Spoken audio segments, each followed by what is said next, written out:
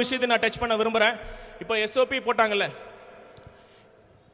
இப்போ ஒன்னே ஒண்ணுதான். அந்த எஸ்ஓபிக்கு காரணம் ஒன்னே ஒண்ணுதான். நம்ம தலைவர் அவர்கள் போய் மக்களை சந்திச்சுட்டா, ஒவ்வொரு கிராமத்திலையும் ஒவ்வொரு தொகுதியிலையும் போயிட்டா இந்த ஆதரவு இன்னும் பல மடங்கு உயர்ந்து அவங்களுக்கு டெபாசிட் கூட கிடைக்காதுன்னு தெரிஞ்சுக்கிட்டு தான் இந்த எஸ்ஓபி மூலமா நம்மளை தடுக்க பாக்குறாங்க. என்ன ஒரு அநியாயம்! இப்ப திமுக மட்டும் எத்தனை மாநாடு போட்டாங்க?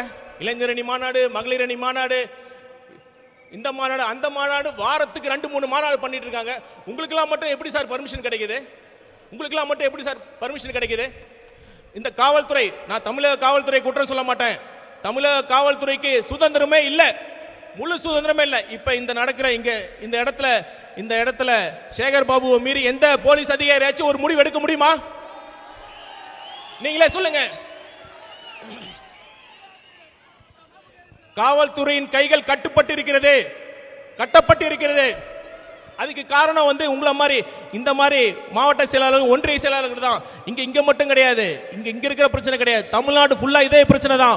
ஒவ்வொரு தொகுதியிலையும் நாம வைக்கிற பேனர்ல கழட்டுங்கன்னு சொல்லி நைட்டோட ரைட்டா எடுக்கிறாங்க. ஒவ்வொரு இதுலயும் நம்ம போராட்டத்துக்கு அனுமதி மறுக்கப்படுது. தலைவருக்கு மட்டும் இல்ல, எல்லாத்துக்குமே தெரியும். கழக மாவட்ட செயலர் எல்லாத்துக்கும் தெரியும். தலைவருக்கு மட்டும் அனுமதி மறுக்கப்படல. ஒவ்வொரு மாவட்டத்திலும் இந்த பிரச்சனை இருக்கு.